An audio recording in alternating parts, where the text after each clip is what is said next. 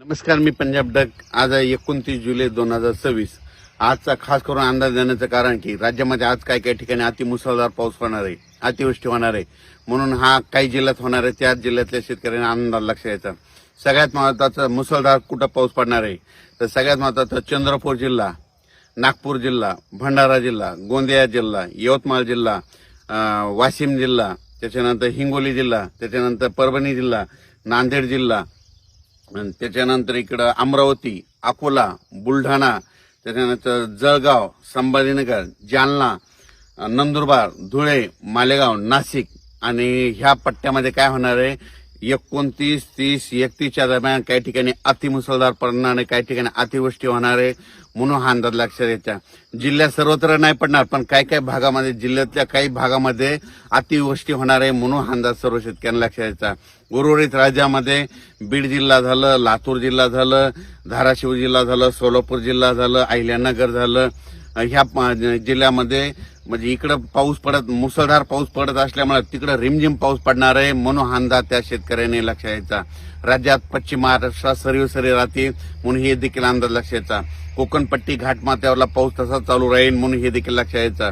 पण काही काही ठिकाणी अतिवृष्टी होणार आहे. त्याच्यामध्ये सगळ्यात सांगतो की त्या शेतकऱ्यांनी स्वतःची काळजी घ्यायची. विजेच्या कडकडासह पाऊस पडणार आहे म्हणून हा अंदाज लक्षात यायचा.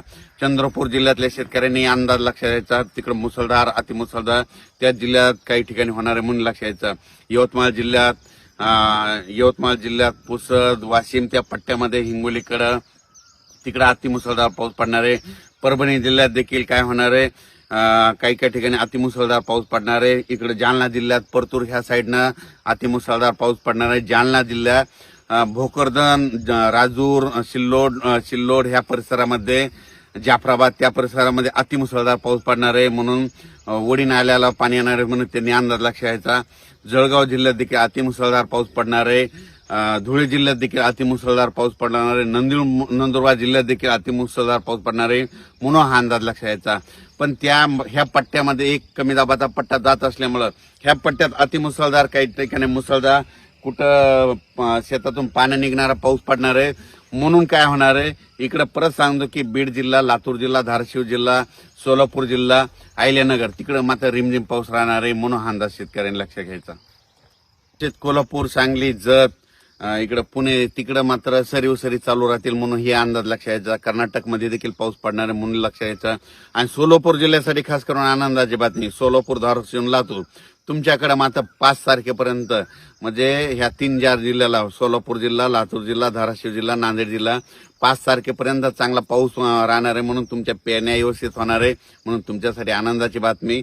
आता हे आज 29 पासून देखील पाऊस पडणार आहे, पण तुमच्या इकडे 5 तारखेपर्यंत पावसाचा मुक्काम आहे म्हणून हे लक्षात यायचं. पण मात्र इकडे जालना जिल्ह्यामध्ये बऱ्याच शेतकऱ्याचे फोन आले की तिकडे आमच्या नदीला पाणी नाही. तिकडे मात्र ते खडकपूर्णा जे धरण आहे त्या कॅचमेंट एरियात पाऊस पडणार आहे म्हणून त्या नदीला पाणी येणार आहे आणि त्या धरणात देखील पाणी येणार आहे म्हणून हा अंदाज त्या शेतकऱ्यांना लक्षात यायचा. विदर्भात देखील मेकर, बुलढाणा तिकडल्या शेगाव, खामगाव, चिखली, नांदुरा घाटाच्या खाली बुलढाणा जिल्ह्यात देखील अतिमुसळधार पाऊस पडणार आहे म्हणून त्यांनी देखील लगेच अंदाज लक्षात यायचा. अकोला जिल्ह्यात अकोट त्या परिसरात, अचलपूर, दर्यापूर त्या परिसरात, मोर्शी त्या परिसरात देखील अतिमुसळधार पाऊस पडणार आहे म्हणून अंदाज लक्षात यायचा. यवतमाळ जिल्ह्यामध्ये पुसद, दारवा त्या परिसरामध्ये, त्याच्यानंतर इकडे नागपूर, रामटेक, उमरेड त्या परिसरात अतिमुसळधार पाऊस पडणार आहे म्हणून हा अंदाज लक्षात यायचा. त्याच्यामध्ये राज्यात मात्र एक कमी दाबाचा पट्टा काय होणार आहे, मध्य प्रदेश आणि महाराष्ट्राच्या बाँड्रीवर जात असल्यामुळं ह्या जिल्ह्यामध्ये अतिमुसळधार पाऊस पडणार आहे. त्याच्यामुळं इकडल्या बाकीच्या जिल्ह्यामध्ये रिमझिम पाऊस राहील. पण हे जे जिल्ह्याचे नाव सांगितले जवळपास 18-19 जिल्हे तिथं मात्र अतिमुसळधार पाऊस पडणार आहे म्हणून अंदाज लक्षात यायचा.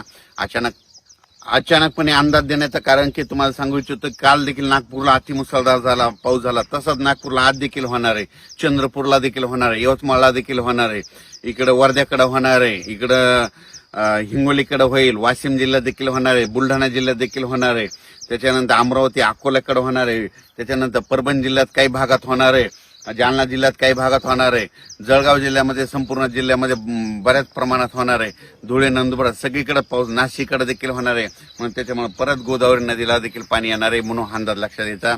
हे जे म्हणजे ज्या नदी नाल्याला पाणी आलं नव्हतं ह्या पावसात त्या भागात पाऊस येणार आहे म्हणून अंदाज लक्षात द्यायचा.